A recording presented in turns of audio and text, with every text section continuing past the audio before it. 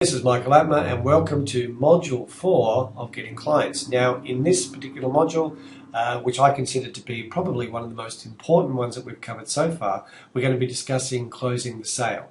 Okay, so let's move on and have a look at the first point. So the first thing I want to discuss is, how much is a client worth? And this is all about you. This is all about your business. This is all about you making money. So don't forget, at the end of the day, the whole reason you're doing this course and the whole reason you want to work with local clients is it's going to make you money, and it's going to build you a sustainable business and give you a sustainable income that will provide you with security, safety, and lifestyle. So with that in mind, it's really important to have to get your mind around exactly what the value of meeting up with a potential new client is for you.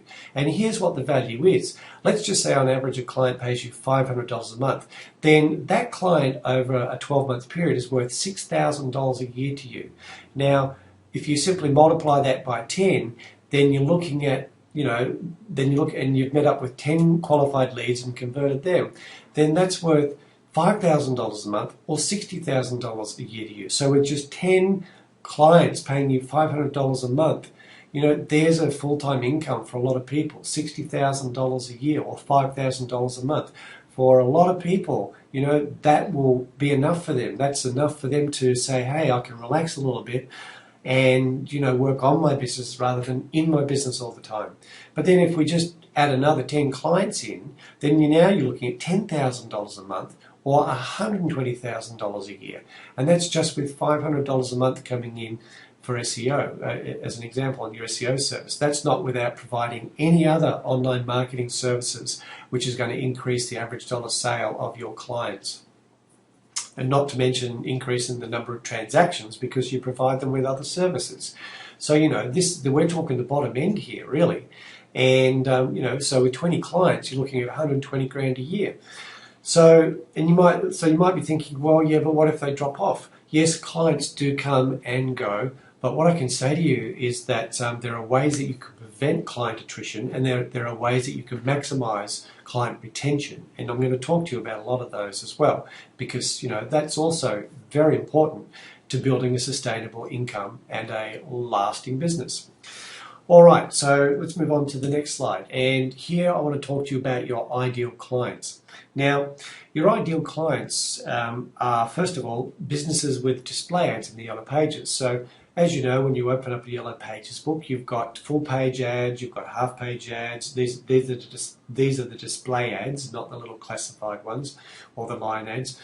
You've got 1/3 page ads. So, we're talking the larger ads here. Typically, stick to the full-page, half-page, quarter-page, or third-page ads. Now, the reason why they're your ideal clients is because they're paying a lot of money for their business to be found in the Yellow Pages with those large display ads. And, typically $10,000 a year, say $5,000, $10,000, $15,000, $20,000, $100,000 a year they'll pay, depending on which book they're in and how many books they're in. So they are people that are already spending a lot of money to get their business found, and they know, they know that they have to pay money for their business to grow.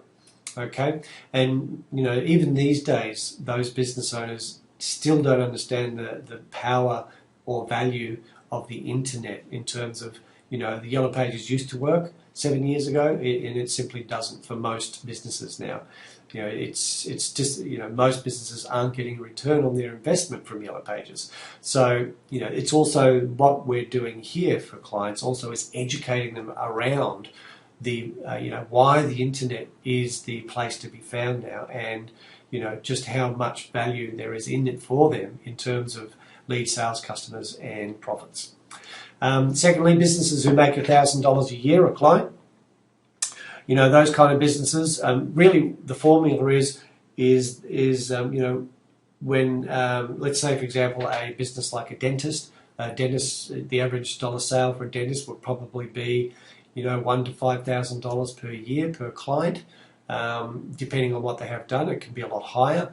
but on average, you're looking between $1,000 and $5,000 a year, and that's if the client if their customer needs any work done at all. If it's just for a checkup, 2 checkups, one checkup every 6 months, it come close to $1,000. But once they get any work done at all, any orthodontic or any teeth work, even teeth whitening these days, any crowns or fillings or extractions, that really adds up into thousands of dollars.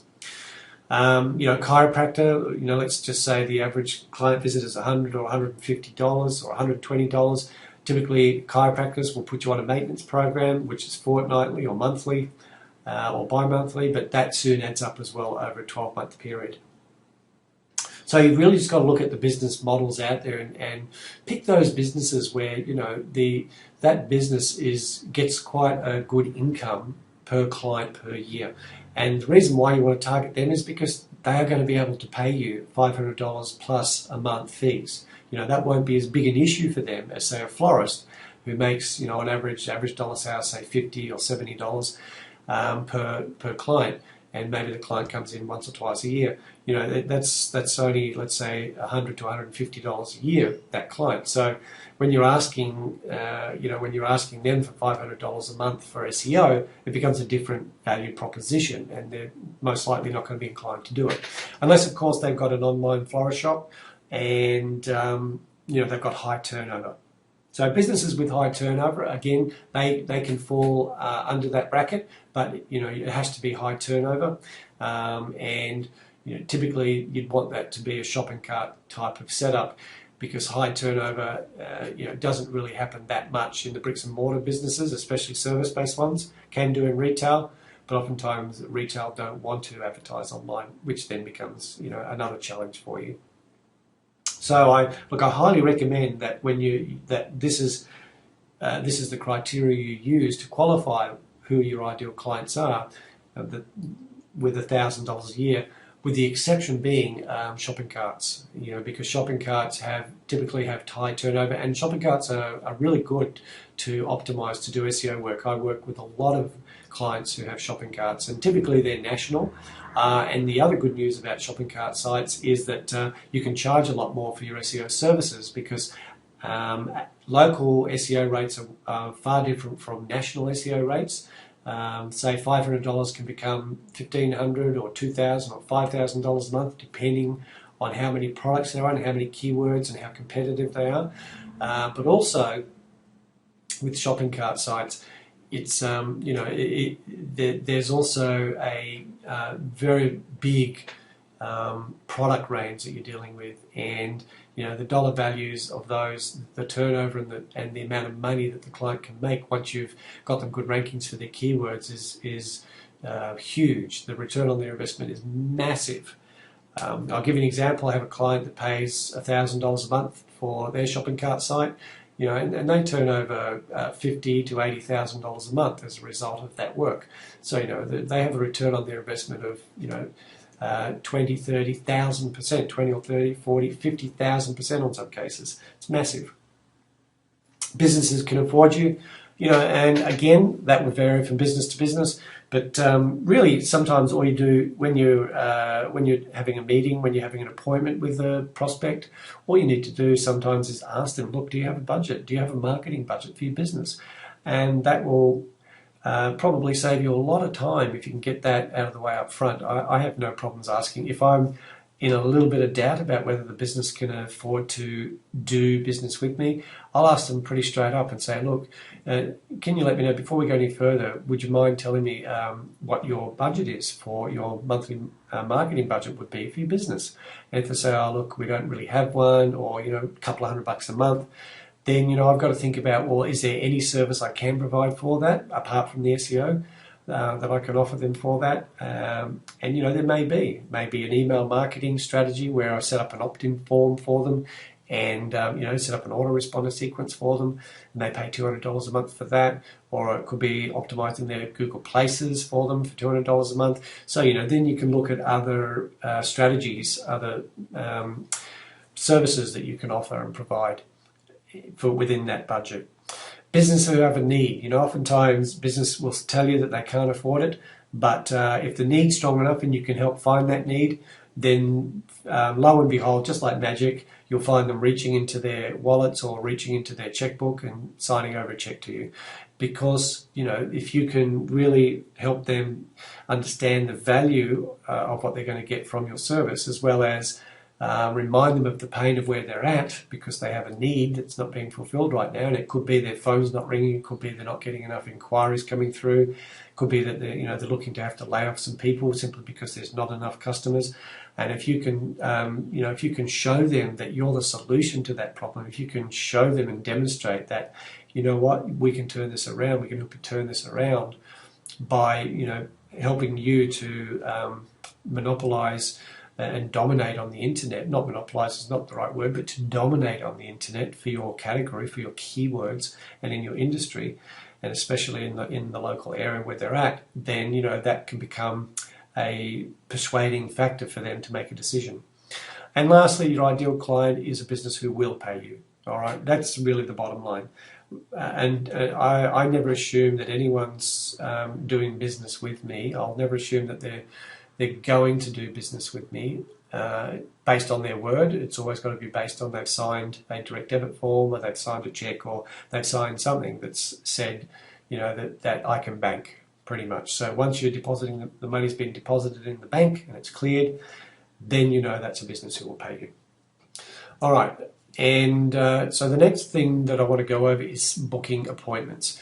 Now, booking appointments really it's just critical to keep it simple. All right. Don't try and sell anybody anything when you're booking an appointment. You don't want to go into your business spiel in the first 5 minutes you meet someone and try and prove to them that you're the best, the greatest, and they're absolute idiots if they don't work with you.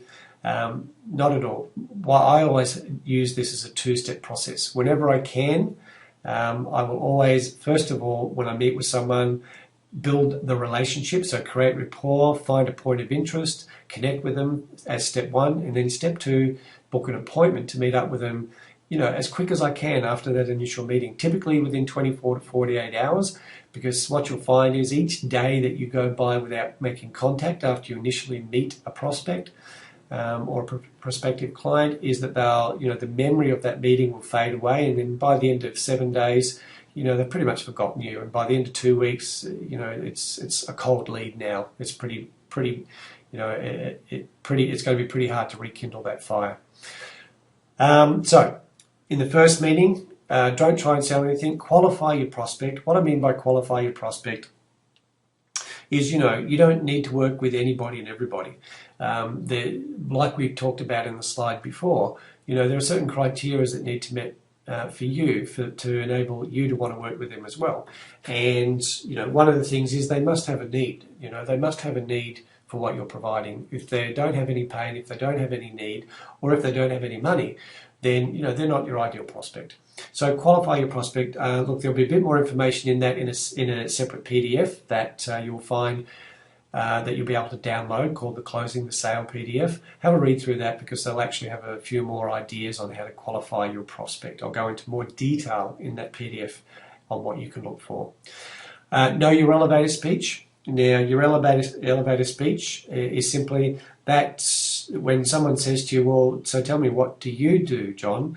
And, and John will say, well, you don't want to go into a big, lengthy speech about, well, what I do is I sit in front of my computer and I spend hours and hours and hours and hours of writing articles and building links to your site. And then after we built links to your site, then what we do is we, and blah, blah, blah, blah. You don't want to bore them to tears with, the process that you do in your business. And, they don't want to know that you've been in business for 20 years. They don't want to know your life story, and they don't want to know where it began and where you're heading. They don't want to know any of that information up front, not typically